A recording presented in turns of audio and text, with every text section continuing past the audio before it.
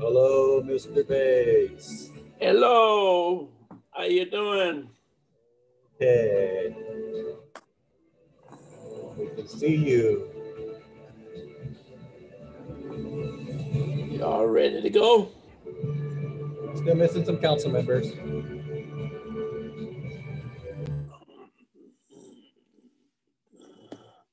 Where is everybody?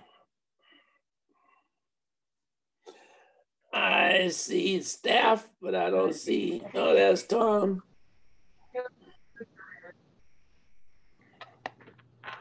Good evening, Nat. How you doing? Oh, fine. How are you? It's very hot. I think probably pooped on it. I gotta close the meeting this evening, Tom. Okay. It was interesting. I got a call Friday that Betty Griffin had passed away. Oh, who? Richard's wife. Betty Griffin. Oh, Daddy. And that's too bad. I got a call from my stepson, Leonard Livingston. And I'd be doggone, the next day, I get a call back from Leonard saying that Eunice had passed away. And so that's Livingston's wife. So they were sisters, you remember? Oh, wow.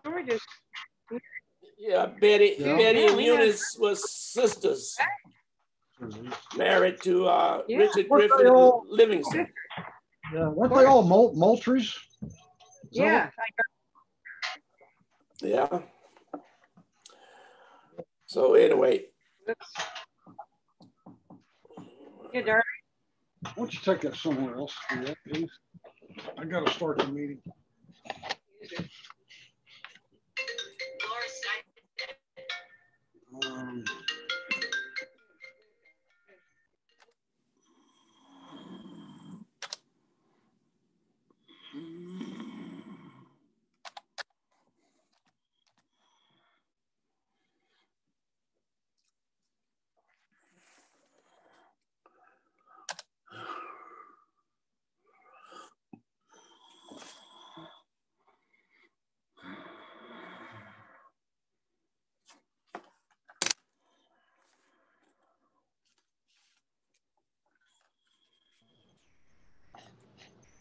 Okay.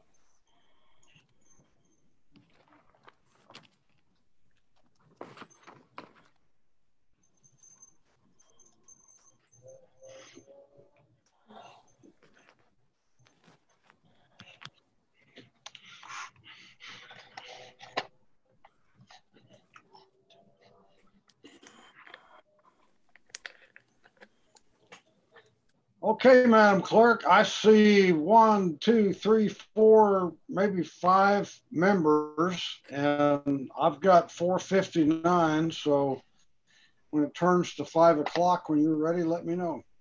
I will be ready. Okay.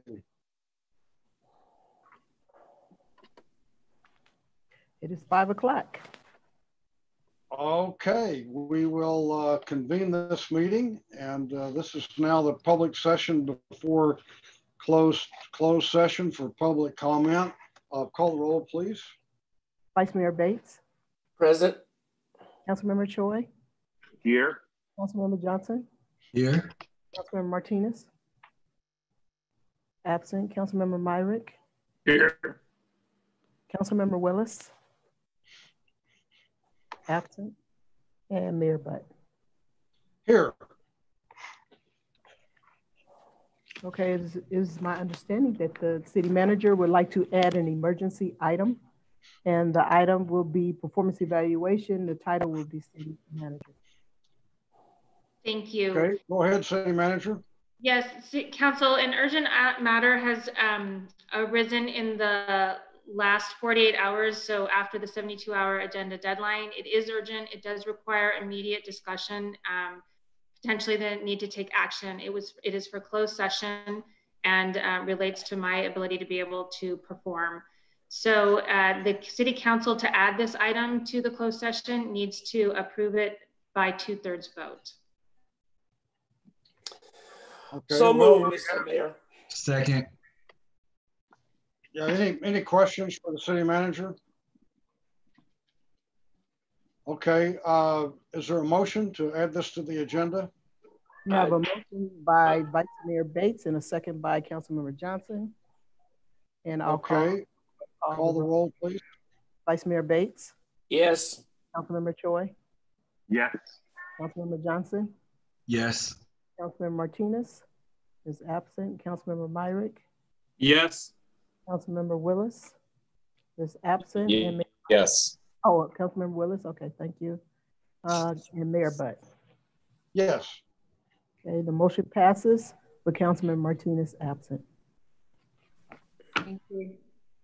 Okay, that item will be placed at the end of closed session agenda. Okay, if you would like to make a public comment on any of the following items the council will discuss in closed session, please raise your hand now. And to comment by video conference, click on the participants button at the bottom of your screen and select the raise hand button. To comment by phone, press the star and then the 9 key.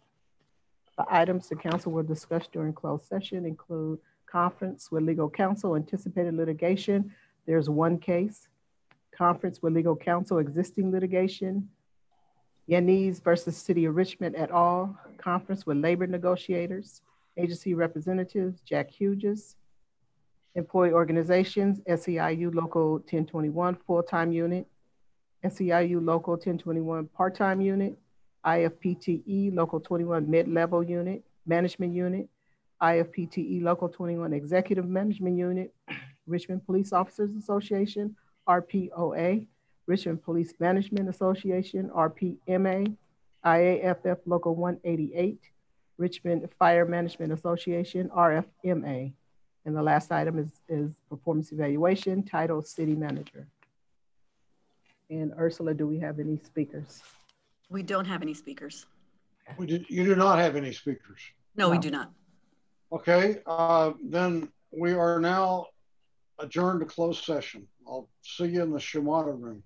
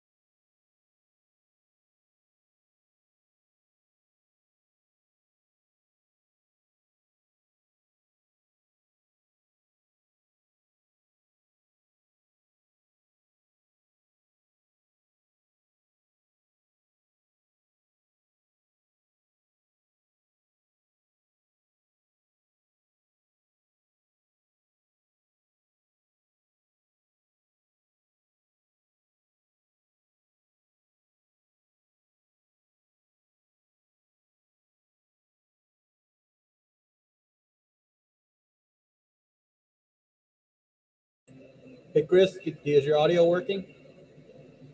Can you hear me? Yes. Okay, this time I can hear. Last time I was. I don't even know.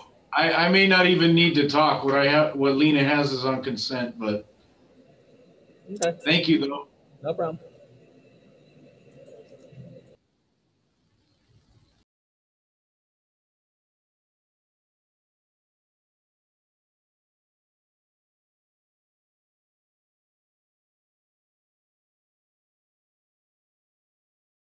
Hey, Chris, you can turn off your camera so people in the YouTube world doesn't have to look at you if you don't want them to see what you're doing.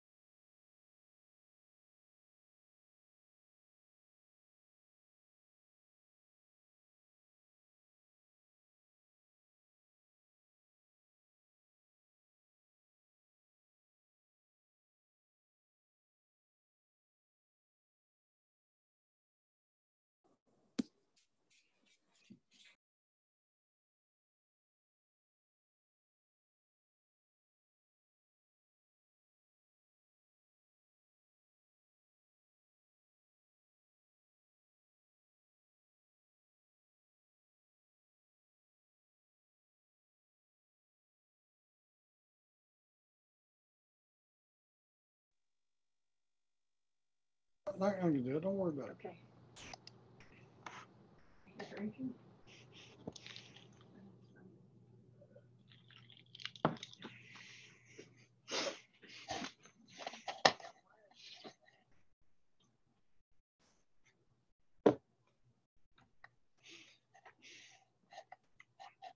So, Madam Clerk, it looks like we're at 6:30 and it looks like we have a quorum. So tell me when you're ready to go. Okay, I'm ready now. Time is 6:32. Okay, so welcome everybody to the regular meeting of the Richmond City Council. Call the roll, please. Vice Mayor Bates, Present. Councilmember Choi, Here. Councilmember Johnson, Here. Councilmember Martinez, Here. Councilmember Myrick, absent Councilmember Willis, absent, and Mayor Butt. Here. Next on the agenda, statement of conflict of interest. Are there any? Hearing none. Item C is agenda review. I have a couple of announcements. There's a correction to item G13 for Councilmember Myrick's appointees. The first appointee is listed as Nakari Sidney, and the correct last name is, well, the correct name is Nakari Sion, and that's spelled S like Sam, Y-O-N like Nancy. And that's for item. The next item H1 has been requested to be continued to October 20th, and that is the public hearing. That's a request by staff. Yes, request by staff to continue. H1, right? Yes, H1. Okay, all right. Okay. Anyone may make an oral comment, even if a written comment has previously been submitted. However, each speaker may only raise their hand once to make one oral public comment per agenda item. As we move through the agenda, I will announce the next item number and ask individuals who would like to address the council to raise their hand. After the item is read into the record, the request to speak period on the item will be closed. We will hold open forum very shortly, so individuals who would like to address the council under open forum, please raise their hands now. And this is by, if you're joining the council meeting by video conference, click the participants button at the bottom of the screen and select the raised hand button. And to comment by phone, press the star and then the 9 key. Those are my announcements under agenda review. Our next item is a report from the city attorney of final decisions made during closed session. Good evening, Mayor and council members. I have no report this evening. Item E is a report from the city manager. Thank you. And I have a couple, again, of really great events that are headed our way very soon. The first one is tomorrow on Wednesday, October the 7th. There are two opportunities to actually help tell us how to spend the millions of dollars that the city will be spending over the next few years on children and youth. We are going to have two virtual community forums to try and get input on how we invest in programs and services for young people from birth to age 24.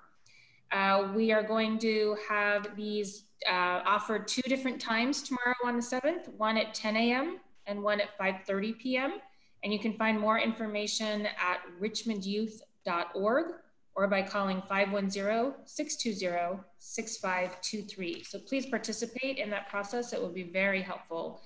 We also have later this week on Friday, October the 9th, starting at noon, we're going to have a listening session in honor of Manufacturing Day.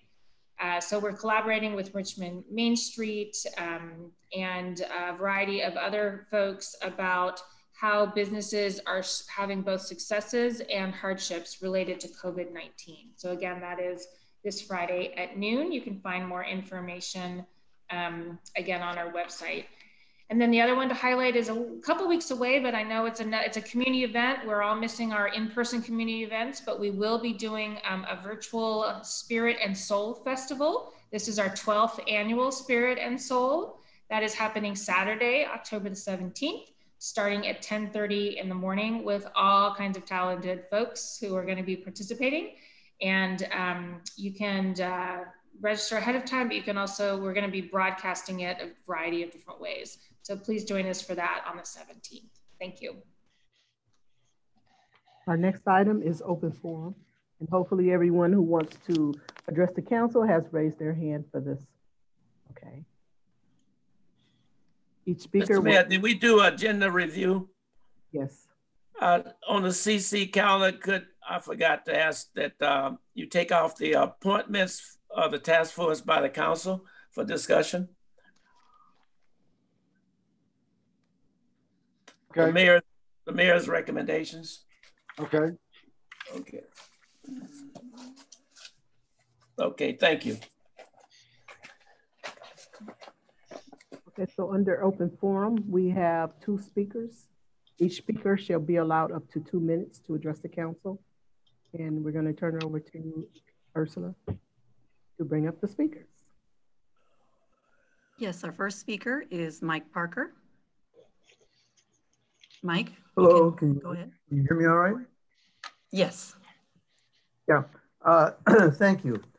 So once again, we're faced with a financial crisis in the city. The budget is already in the red by at least $7 million, and we need to do something about it. We cannot keep cutting services. We've cut services to the bone. We don't know how we're going to pay for pension liabilities. We don't know how we're going to pay for all the city improvements that we need to make. We have to worry about the question of revenues. We have 2 items on the ballot that we can use to increase revenues in the city. Prop 15 and Prop U. Prop 15, both of these provide equality. That is, they tax wealthy people and they make them pay their fair share, and they actually relieve taxes for people on lower incomes. In the case of Prop U, smaller businesses and small landlords will actually pay less. So the question is how we get there, because we know there's going to be well-financed campaigns against them by the Apartment Association and by big corporations in California. The only way we can get there is if everybody pulls together and promotes these propositions. That means that all the city council, if we care about raising revenue for the city, has to work hard on encouraging people to vote for these things and to expose some of the lies that are going to be told in the media about them. Thank you.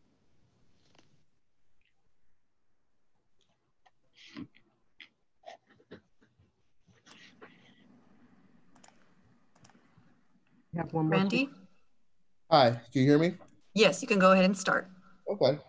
Hi, everybody. My name is Randy Joseph. I'm here representing the Richmond Reimagining Public Safety Working Group. We did a presentation a couple of weeks ago for the city council members. I'm here today to promote our open forum event that is happening this Thursday, starting from 6 p.m. on Facebook. We're going to have to redo the presentation for the community members so they can see our presentation, and then after able to ask questions and leave comments for us so they can discuss, so we can get the community's input on what they want public safety to look like and how to reimagine that in the city of Richmond. There's also a survey that's available on our Facebook page and our Instagram page that you can go out for people in English and Spanish to talk about any questions they have already or anything they want to bring up prior to the forum. Once again, the forum will take place this Thursday. It will be from 6 to 8 p.m. It will be on Facebook Live. It's also going to be streamed on YouTube. Any questions, please have people reach out to me. My email is rfjoseph23@gmail.com. Once again, my email is rfjoseph23@gmail.com. I will hope to see the community there because we want to hear the community input. Thank you, and I yield my time. Thank you, and that was our last speaker. Okay, our next item is approval of the consent calendar. And as a reminder, item G13 has been removed from the agenda, from the consent calendar to be placed at the end of the agenda. Is there a motion to approve the consent calendar? So moved. Okay, and a second Second. by Mark. Okay, call the roll, please. Vice Mayor Bates? Vice Mayor Bates? Councilmember Choi? Yes. Councilmember Johnson? Yes. Councilmember Martinez? Yes. Councilmember Myrick? Yes. Somebody got a beeper? Okay. I vote yes, Madam Clerk. Okay. Councilmember Myrick? Yes. Councilmember Willis? Absent. And Mayor Butt? Yes. Motion passes with Councilmember Willis absent. Next on the agenda is item I1. Under budget session, is to receive updates on the fiscal year 2020 through 2021 budget overall, position control, deferred maintenance and capital improvements, the rent program, cash position, and negative cash balances, and adopt a resolution approving the fiscal year 2019 through 2020 year-end budget adjustments. Anyone that would like to speak on this item, please raise your hand now by pressing the raise hand key or pressing the star plus the 9 key.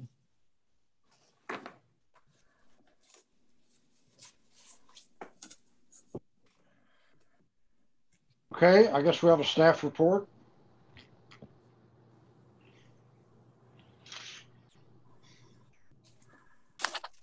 We'll let Markeisha start the video, the presentation.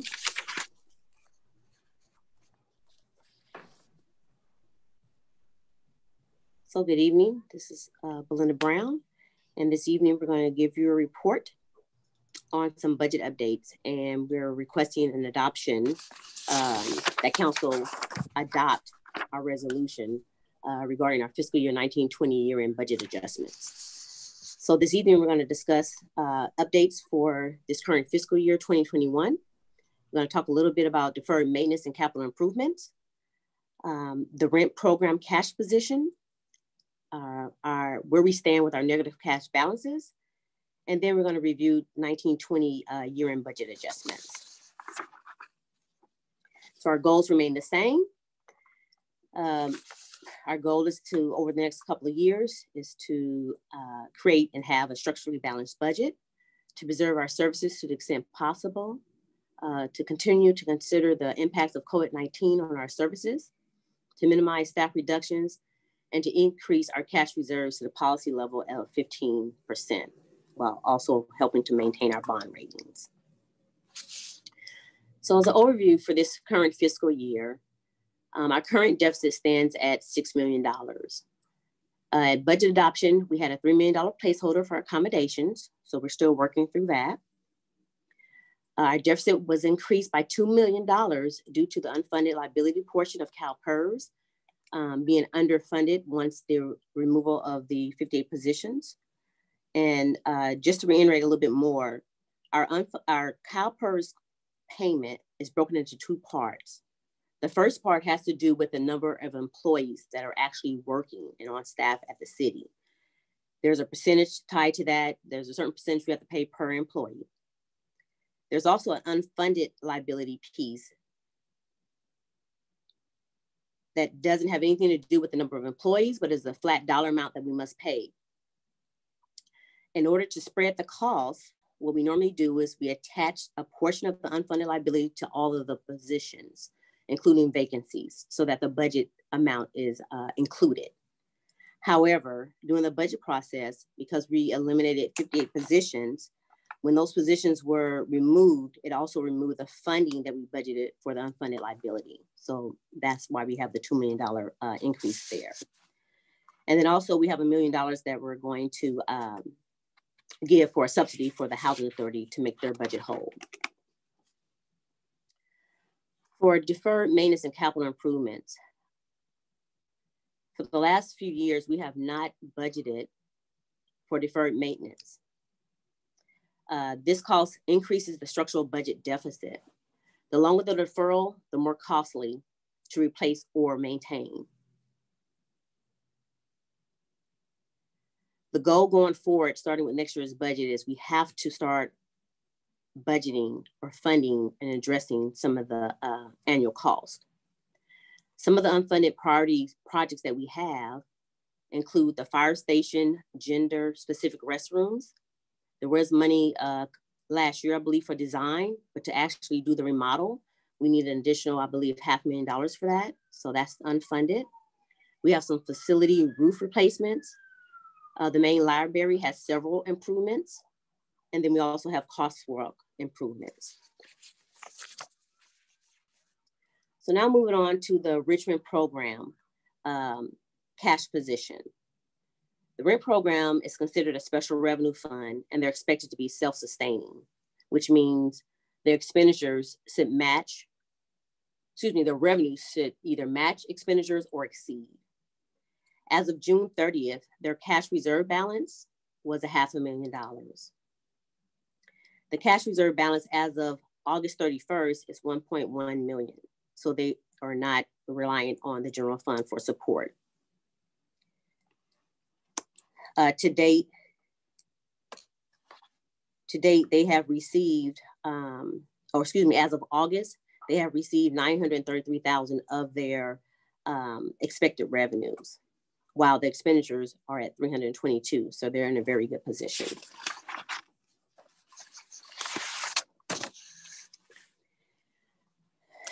Negative cash balances. I think this is an important chart to show. This goes back 5 years to fiscal year 14-15. And it shows our negative cash balances of $20 million at this time. This is also the year that we were downgraded 3 times, once by Standard & Poor's and twice by Moody's.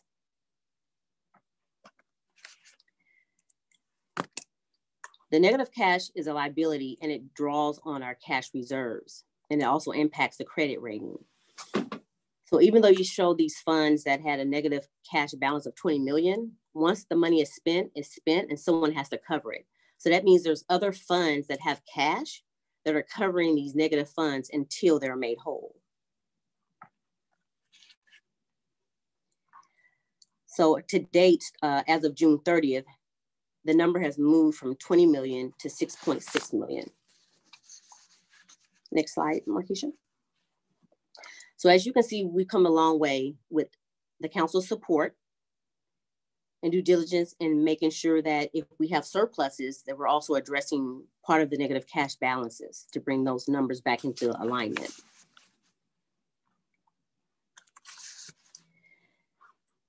On this chart, as you can see, there are several funds still that need to be made whole. So for the transportation fund and the engineering cost recovery fund, the only other funding sources to make these whole would be the general fund.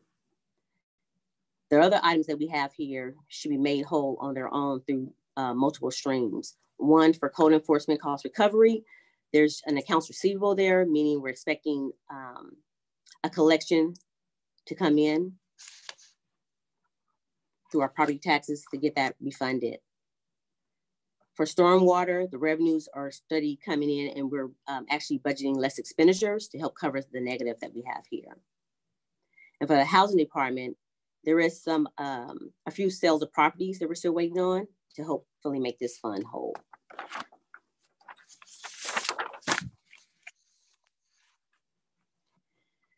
So our year-end preliminary numbers for our summary for fiscal year 19-20. We projected in May, we came to council and we projected a reduction from our mid-year number of 176 million in revenue, and we projected 169, almost 170,000. What we actually had come in was about 173 million. Our total expenditures was at 176, and what actually, how we actually ended the year is just under 170 million. So between the two, swings, we're showing a surplus. Preliminary number right now is unaudited at 3.1 million. For the revenue numbers, we're showing about a little over 3 million. Most of that was attributable to a documentary transfer tax. We had a couple of large sales in this latter half of the fiscal year, which brought in some additional money over and above what we originally budgeted. So that's 2.5 million. Our sales tax number came in from our COVID projected number about $300,000 higher.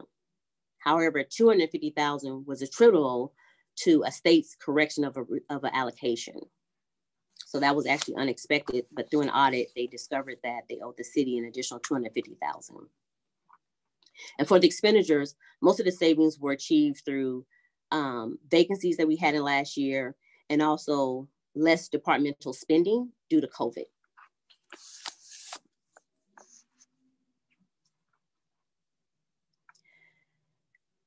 So for right now, we're projecting a $3.1 million surplus for this fiscal year, 1920. What we're asking council to support us in is covering some of the negative cash balances that we have. So we're requesting a subsidy for engineering cost recovery in amount of $133,000. That covers the overage just for last fiscal year and brings them into balance just for last fiscal year. Then we're asking to cure the total negative, remaining negative amount in our transit fund of $1.5 million. And then we're asking to appropriate an additional $200,000 to complete the citywide classification and comp study. The remaining, which will bring us a total of 1.9 million. So the remaining 1.2 will go into our cash reserves.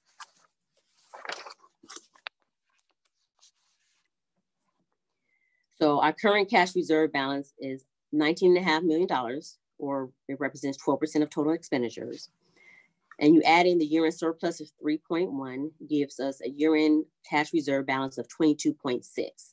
Of that, we're requesting 1.9 to go toward the year-end adjustments toward the negative funds, which will leave us an ending cash balance projected of 20.7 million, which will give us basic 13% of our expenditures.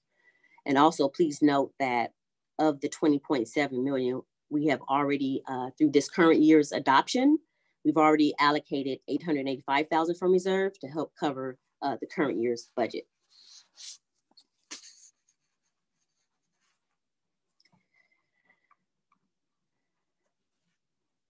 So this next slide shows the non-general fund effect. So if council approves the transfer, the engineering cost recovery will receive a revenue adjustment of $133,000. Our transit, 1.5 million. And then planning and building, there is a administrative fee that they charge on the impact fees. And so we're making an adjustment here, which is increasing the planning and buildings revenue by 32,600, and impact fees of 32 is expenditure to that. And then the bottom two, the two debt services that we had for last fiscal year, we're just making the year-end adjustments. Council already approved the debt refinancing, and we're just adding the adjustments for the book. So that's what those amendments are for. So our next steps. Council will receive updates on October 27th. They will receive the first quarter budget report, a detailed report for this current fiscal year. You'll receive the overtime report for the month of September. And then also you'll receive some information regarding our updated financial policies. And that concludes our presentation, and we're here to assist with questions.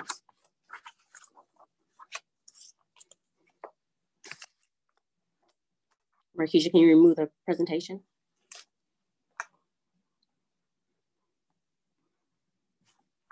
You're muted, Tom. Thank you. Questions from council members. JL. Yeah, just curious about that Art Transit negative balance. That seems like a strange program to rack up such a high number in terms of debt. So I'm wondering how that negative balance was created, and long term how is that gonna be an issue every year, or is that just a one-time problem? We believe once we cure this $1.5 million, that it'll be okay. This is an accumulation over a period of years. Many years ago, the city did give our transit a subsidy in the past. And then they were able to actually be self-sustaining for a little while, and then not so much. But as a go forward, between the funding that they receive, I think some ECIA funding. I was saying, ECIA money supposed to fund that, and are there some grant funds? So it is not a self-sustaining program as it currently is structured. And so it does require that subsidy. We switched the subsidy for the time being from the general fund to ECIA grant money. But at some point the ECIA grant money will run out, and we will need to address it before ECIA money runs out, because it too runs a structural deficit as it currently is designed. Other questions? Can I follow up with JL's question on the transit? With the COVID-19, is that department functioning? We have individuals using it more or less? What's the status? Ridership has gone down significantly. They have been in conversation, and if anyone else is on, can add more with Parks and Recreation and some other programs to potentially do things like deliver library books to people who it's better for them to stay in their homes than to come out of their homes. So there's other ways that they are exploring to continue to stay busy.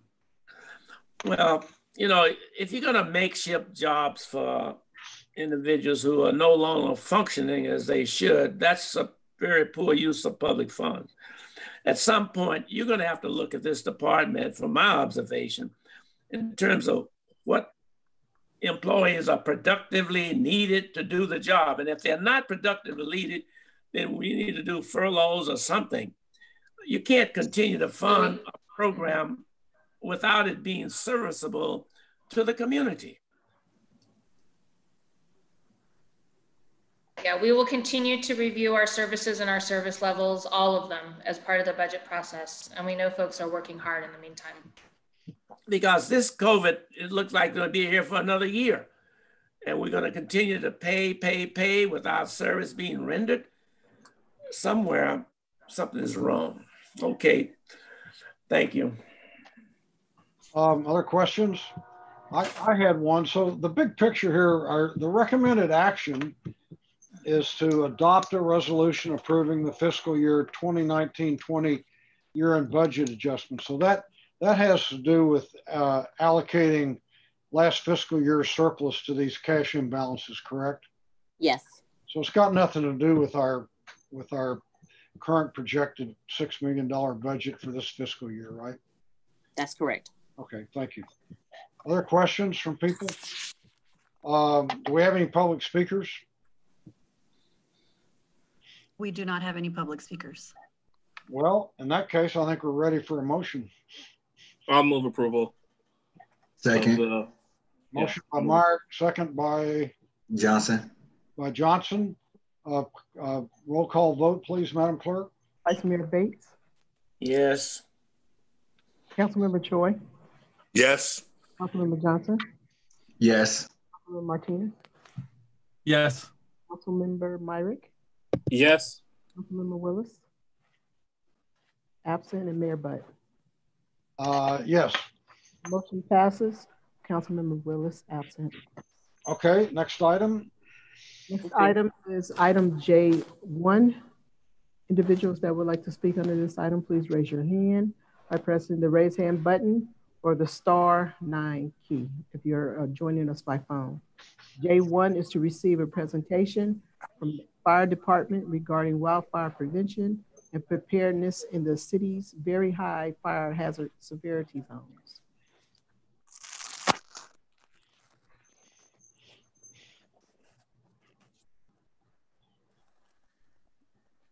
Good evening. Can everyone hear me? Yes. Okay. Good evening, Fire Marshal Eric Govan, here to present along with Genevieve Pastor Cohen, Emergency Service Manager. So this presentation is we're going to cover the wildfire community prevention and preparedness. Next slide, Genevieve. So overview, very high fire hazard severity zone. We're going to cover that.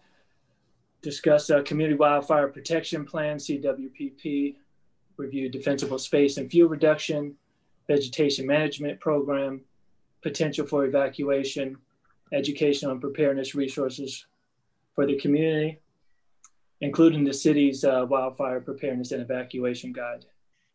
Next slide. So wildland urban interface, also known as WUI, is fire as a part of living in California. There's wildland urban interfaces. WUI is a zone of transition between wildland, unoccupied land, and human development. As you can see in the slide picture there, you see where the kind of forest-like vegetation is, and then the city that impedes into it. So communities in the WUI are at risk of catastrophic wildfire. Next slide. So recent fires, I won't review all of these, but just to want to point out that 5 of the top 10 largest have occurred. 5 of the 6 top largest wildfires in California have occurred this year. So as you can imagine, it's increasingly gotten worse and worse as the years have passed by. Next slide.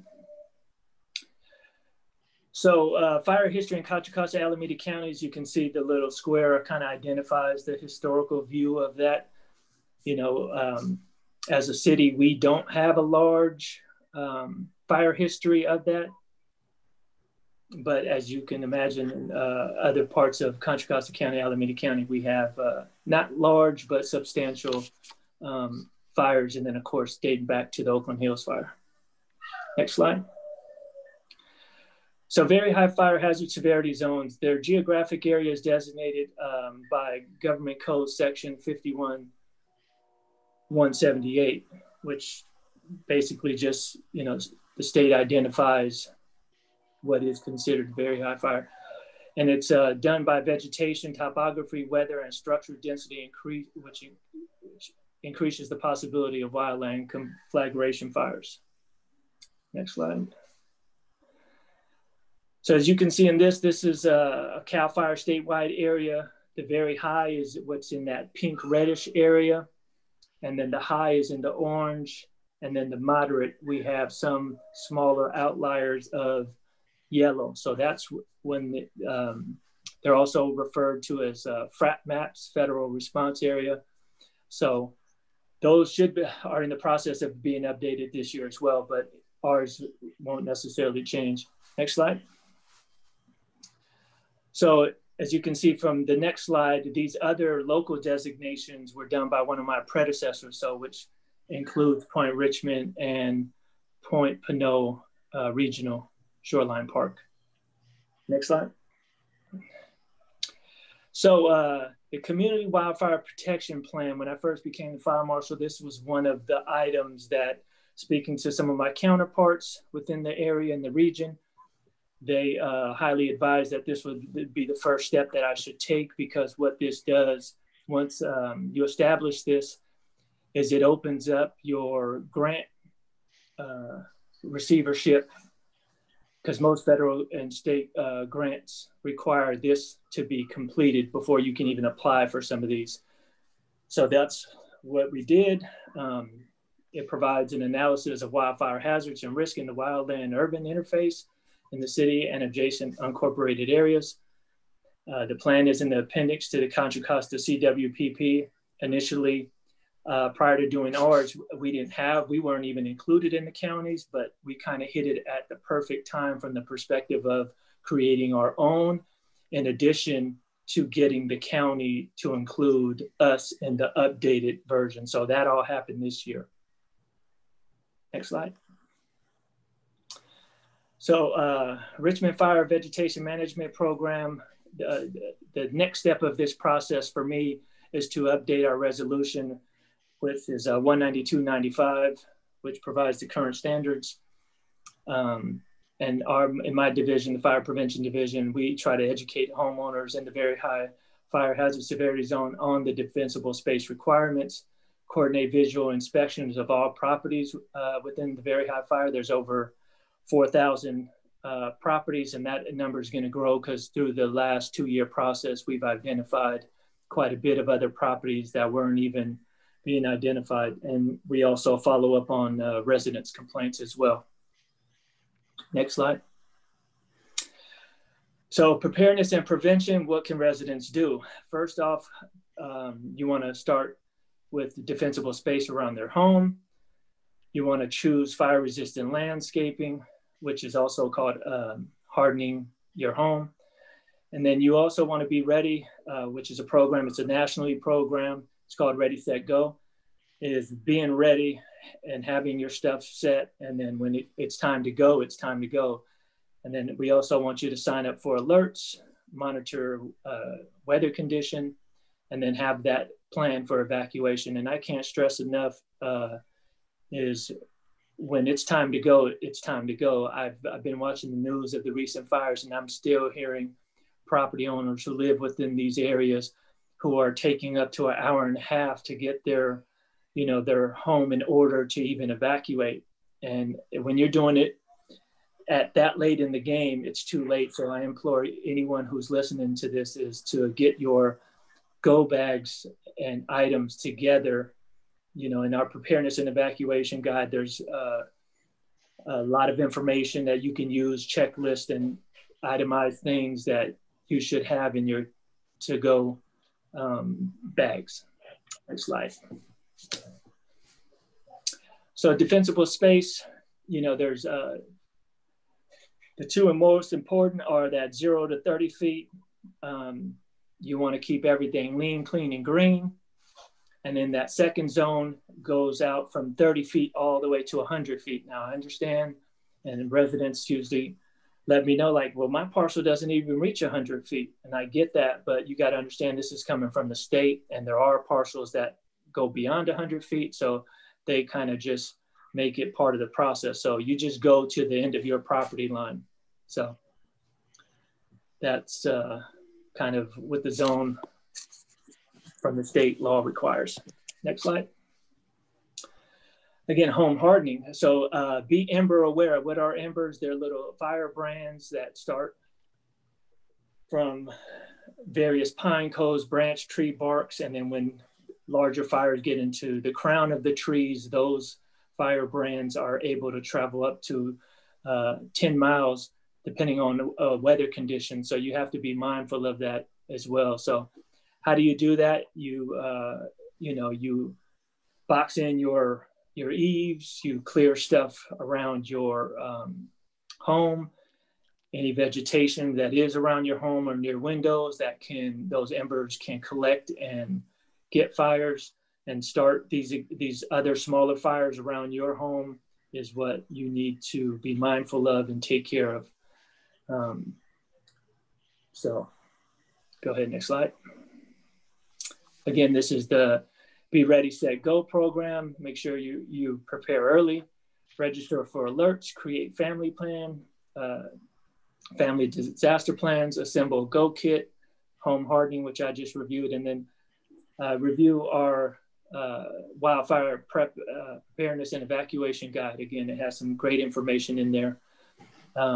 In the set part, just be alert, monitor weather condition, prepare to evacuate, notify family, assist neighbors, consider evacuation if you have pets, livestock, or anyone who may require extra time or has mobility issues. If you plan ahead, things will go smoother when you do actually need to go. And when it's time to go, you need to leave, your predetermined location as directed by officials. Make sure you know that you're ready to go, and you're not kind of muddling around the house trying to get these last minute items. This is the time to do all that now, because when it's time to go, it's time to go, just do that. So just be mindful of that, and have multiple route plans, and make sure you take your go kit with you. Next slide. So assembling the go kit, make sure you have sturdy shoes, socks, underwear, long pants, flashlights, toiletry, medication, spare glasses. Keep your electronics plugged in, but all together and ready to go. Store important documents in cloud or thumb drives. There's extensive information and tips can be found on our city website page. Again, I'm going to reference the wildfire and preparedness evacuation guides. Next slide. Okay, so this part where, stay informed, signed up for your emergency alerts. We got NIXL as well as the county's alerting warning system. Other methods, social media, traditional media, TV, radio, NOAA, which is the national weather. You can do that via radio, and they also have a website, and then just loudspeakers door to door is needed if you need to. Next slide.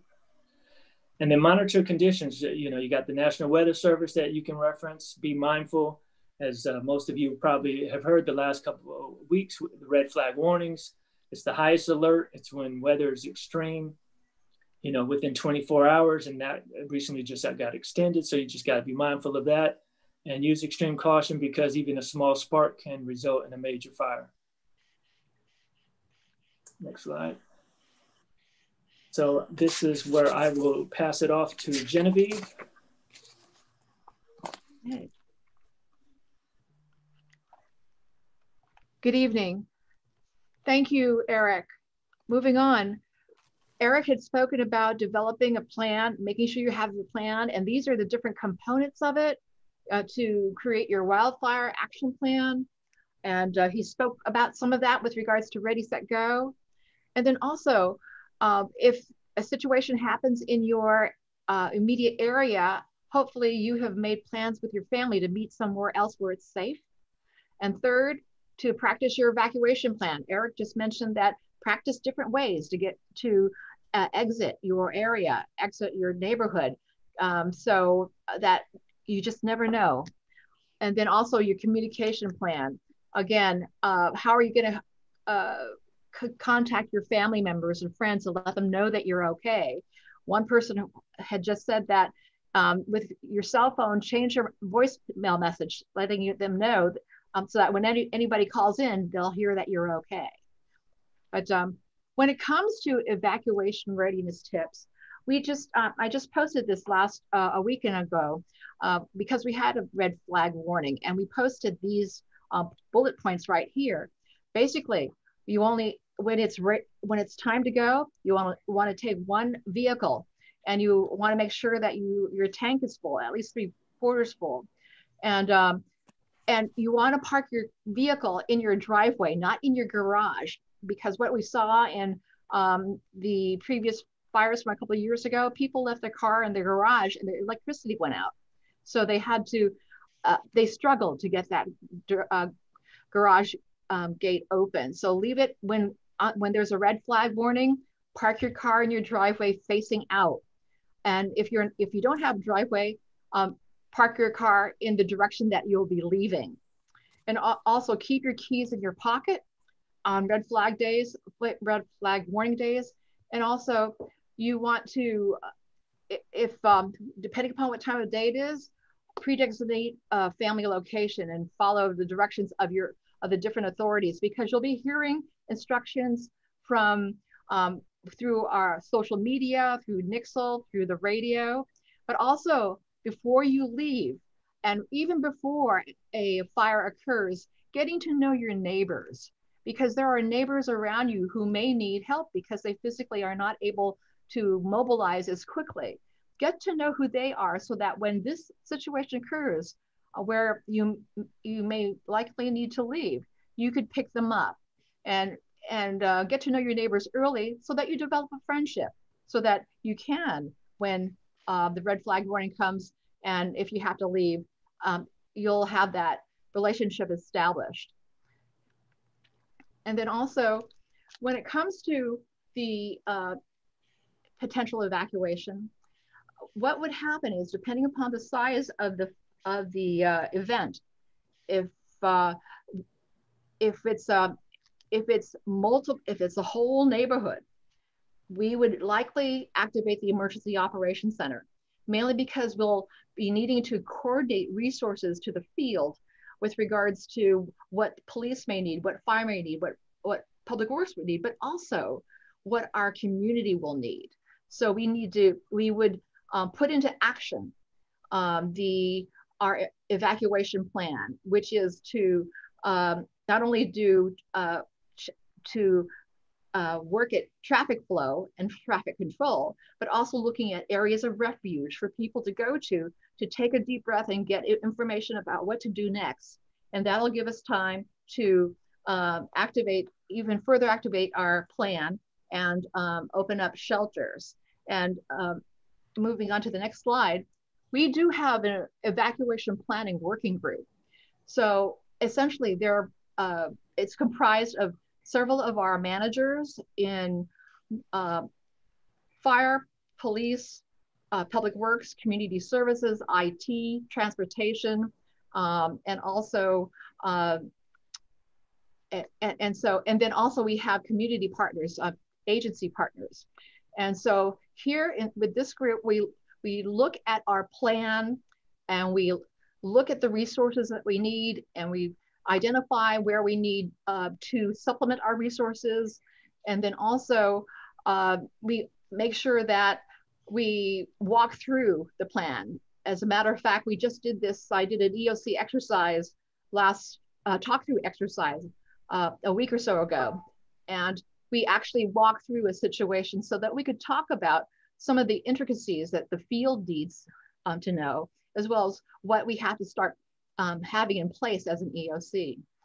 As also too, with the evacuation planning group, we work with external agencies, with the county, with AC Transit, with the community college, with other resources that we might need to put into play so that we could work with the needs of our displaced community after a fire. Moving on, I'm moving it back to Fire Marshal Govan. And now I'm just going to finish up with the educational resources. We have the Wildfire Preparedness and Evacuation Guide, the Vegetation Management Standard, as well as our CWPP, and additional links to CAL FIRE Preparedness. And it's all on our city website at the location underneath right here at the bottom. So that concludes our, actually next slide is just my contact information as well as Genevieve's. Okay, one more thing I wanted to add. We just developed fire FAQs that's been posted to our webpage tonight. When you go to the fire department's fire prevention page, you'll see it there. There's a lot of questions that the community has raised that we provided the answers. Daniel Bornstein. Daniel Bornstein.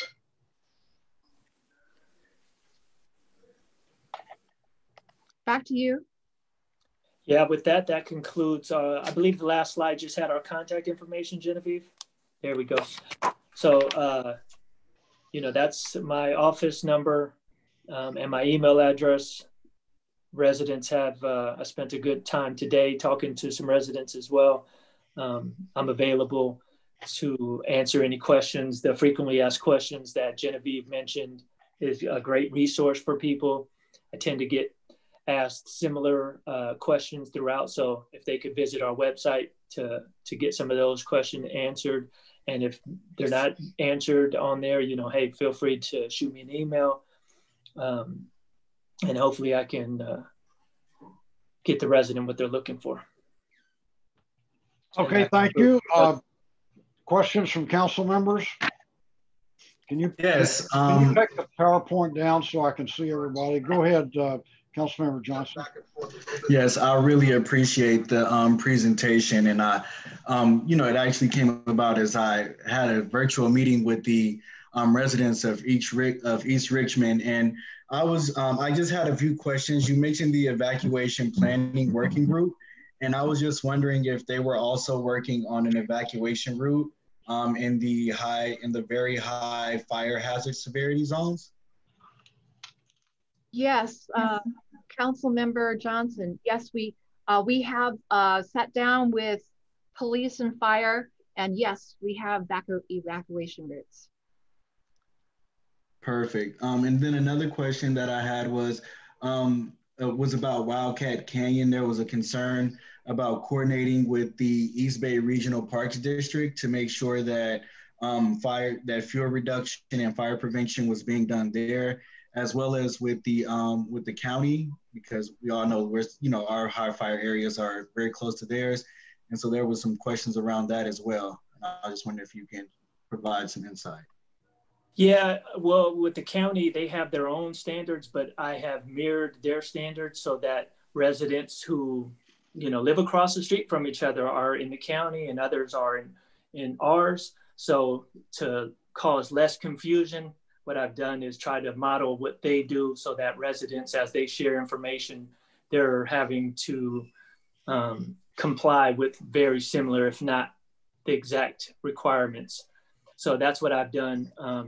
If anything, I think we need to get together and maybe do some additional joint training, but I think that will come as we progress our evacuation plan process and move that further along down the line. Okay, thank you. Also, some residents were reporting that, there are some dead trees in their neighborhood, and, this is also in the same vein as fire prevention and reduction. Are we also coordinating with Public Works to make sure that, I know that they're also strained as well with the tree cutters, but, for these high risk fire areas, are we making sure that these areas receive the, proper attention that they need, especially given the season that we're in? Absolutely. We are in touch with them on a regular basis, but I'm mindful that, where their staff level is and are and have been, we have over 290 acres of very high fire hazard severity zone. So, we got over 40,000 trees. So there's an extensive amount of things that they are required to do. I try to come in on the early end and work with them to coordinate that we get city-owned property mitigated, because a lot of the residents in certain areas, they try to say, hey, I'm doing my part, but I need the city to do its part. So, and I try to let them know, hey, we got a plan. These are the timelines for various areas in the city. So we just try to take that approach and do our best with what we got. A question from council members. So I had a few. Mm-hmm. I know that the fire department has been doing inspections. I don't know if you inspect every property in Richmond or you just inspect those in the very high fire hazard severity zone. I got a notice from where my home is to cut a few weeds down, which I did. Mm-hmm. But that's a good thing. I think it's a great thing that that your office is doing that, and it's certainly helpful. But I think the biggest fire hazards in Richmond are not individual lots. And my take on it is that the laws involving maintenance of land in the zones applies to everybody, not just homeowners. So we have Chevron, the biggest landowner in Richmond, 3,000 acres. And I don't know that the fire department's ever inspected them for wildfire hazards. I know that there's a lot of activity with their built environment there, but that's a huge potential hazard. And not only that, but much of it has huge violations of Richmond's weed abatement ordinance, including, huge stands of invasive exotic species like broom and pampas grass and that kind of thing. So I'm concerned about that, and then again, probably the next highest fire hazard is the city itself. Mm-hmm. The city has a lot of paper streets, in very high fire hazard severity zones that have never been maintained. And there's a question about, you know, when's that going to happen and who's responsible for that? The city, of course, owns all the Point Melati, and that kind of goes along with the Chevron issue. The city owns land above the street part of the tunnel that goes from Point Richmond, you know, out to Miller Knox Park. Huge amounts of brush up there, never been maintained. Then you've got the railroads. You know, all the railroad right-of-ways have a lot of brush along them, and they regularly burn down because this is where the homeless camps are. So most of Richmond's brush fires that have happened over the last couple of years, at least, are in railroad right-of-ways. So, you know, the question is, what are you doing with the railroads? Now, I know recently you gave BNSF notice to clear off the area above their tunnel in Point Richmond, and they've been working on it, but they've got a long way to go. I mean, they've cleared maybe, I don't know, a couple of 100 feet there, and they've got about a half a mile to go. So that's a big problem. And then one of the things, you know, and then we got the East Bay Regional Park District. They own huge wildlands that are at the wildland urban interface, like Wildcat Canyon and even Miller Knox Park in Point Richmond. And they don't do any fire hazard abatement in either one of those. And then finally, you know, you've got that area you mentioned out in El Sobrante. You know, when those areas were subdivided decades ago, the city, you know, did something that's inexplicable. The city, when the developers developed them, they took all the choice parts of those parcels and graded them and sold them off for homes. And the parts that were not developable, they gave them to the city of Richmond. So the city of Richmond owns them, and I know the Public Works Department spends a lot of time and money out there clearing those. And that's one of the reasons that you don't see medians. That's one of the reasons you don't see medians cleaned up and cleared, you know, along the Parkway and along other streets in Richmond. It's because the Public Works crews are out in El Sobrante clearing wildlands. And I've been asking for the last couple of years for staff to look into this and see how the city can get out from under owning those areas, so we don't have to maintain them. So there's a lot of things to be done here. And again, I'm glad you're inspecting individual lots and single family homes in the fire zones, but the biggest problem, those are not the biggest problem. The biggest problem are huge landowners, other public agencies, the city of Richmond itself. And I would like to see you come up with a plan about how you're going to deal with all those. I think the plan you have, you're just nipping around the edges. So next time you make a presentation, I'd like to see all those brought into it and see a plan for how those fire hazards are going to be reduced. And you don't have to answer it now. I'm just asking that you build that into your future planning. Any other questions from council members? Do we have any public speakers? Yes, we have one public speaker, Soelia Bana. Soelia, you can go ahead and speak. You have up to 2 minutes.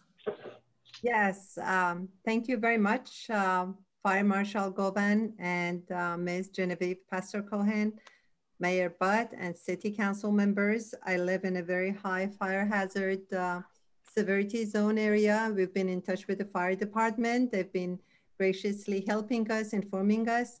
Genevieve mentioned that there is a route. We have asked repeatedly from the fire department for evacuation route. We're not aware of it. If there is such evacuation route, the first people to be informed of it are the public. If there is such a thing, could you please post it on the web somewhere?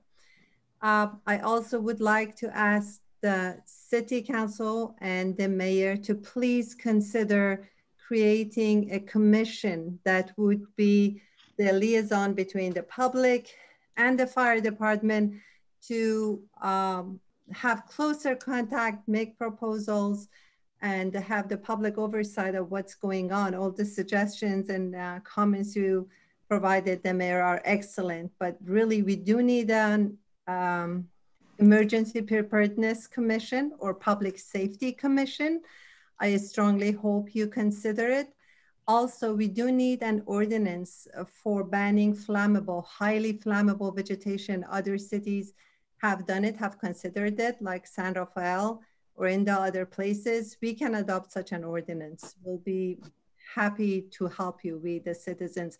We have formed an alliance, 94803 Emergency Preparedness Alliance, and we do have volunteers that are willing to help in any way with fire preparedness, and we are in close contact with the fire department and hope things move more smoothly and we progress faster and are ready for the next fire season.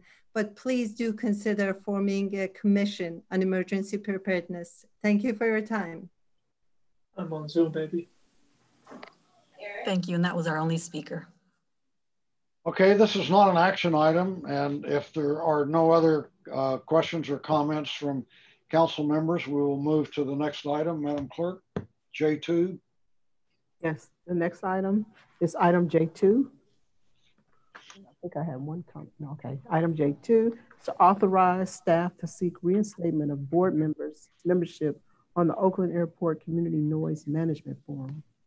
Anyone that would like to address the council on this item, please raise your hand now by pressing the raise hand button or the star plus the 9 key. Thank you. So this is the mayor's office item, and just a little bit of history. The city council, the city of Richmond used to be a member of this organization, and this organization doesn't have powers, but it meets regularly and it makes recommendations to the FAA. And at some point in the past, the city's membership ceased to be, and so we have made an application to reinstate the city. It'll be voted on by the organization later this month, and we simply need the city council's approval to submit that application. This came about because there was a proposal to the FAA to change some of the flight patterns that pass over Richmond from way out in the East Richmond Hills to going over more of central Richmond. And several residents brought that to our attention. And, you know, in looking into it, that's how we found out about the management, the sound, what do they call it? The Airport Community Noise Management Forum.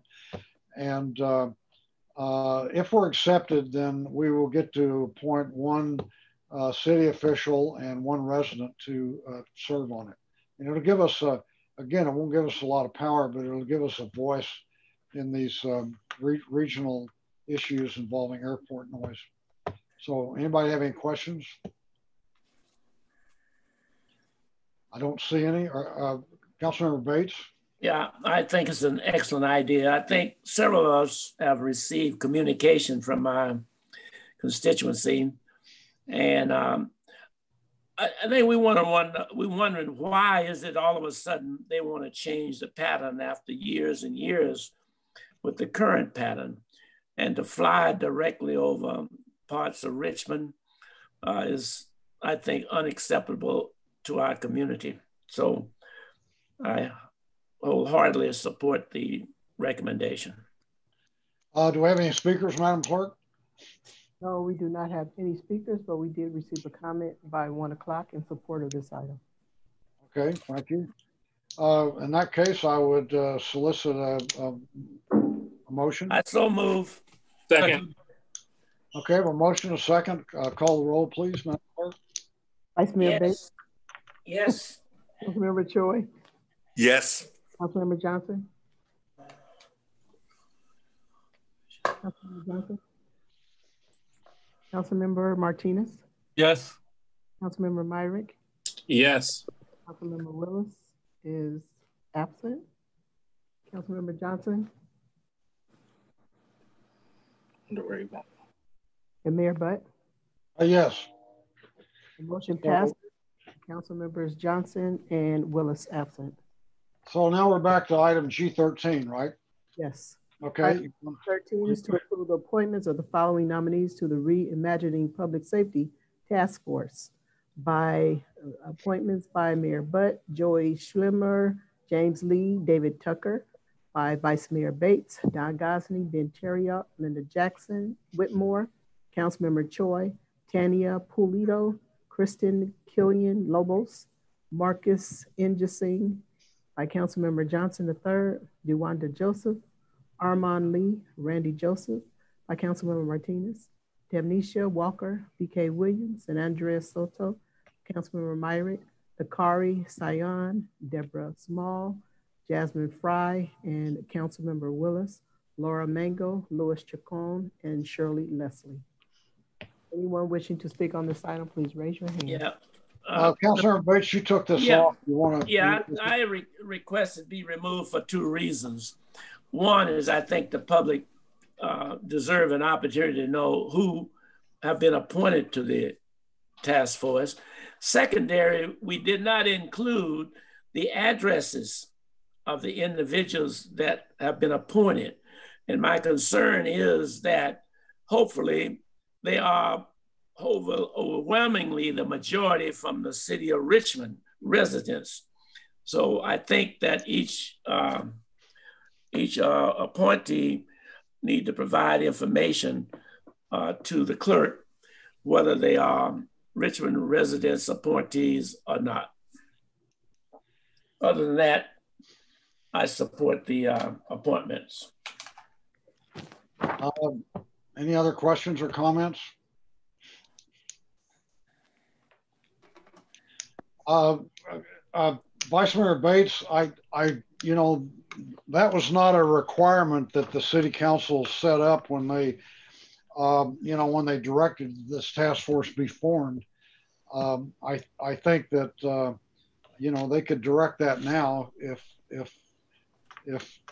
there was a motion and a second and a majority vote on it. I don't know if you want to move that. I'm not questioning the appointments, but I think would be highly embarrassing if once the appointees and we find out that 50% of them don't live in Richmond. I'm not suggesting that that's the case, but we ought to know that they are primarily Richmond residents and not from El Cerrito and El Place and so forth. So I'm supporting the motion, and I'm just requesting that each council member provide to the clerk the residents of the appointees. That's all. Okay. Does any council member object to providing the residents of your appointees? I see no objection, so I assume that each council member will do that.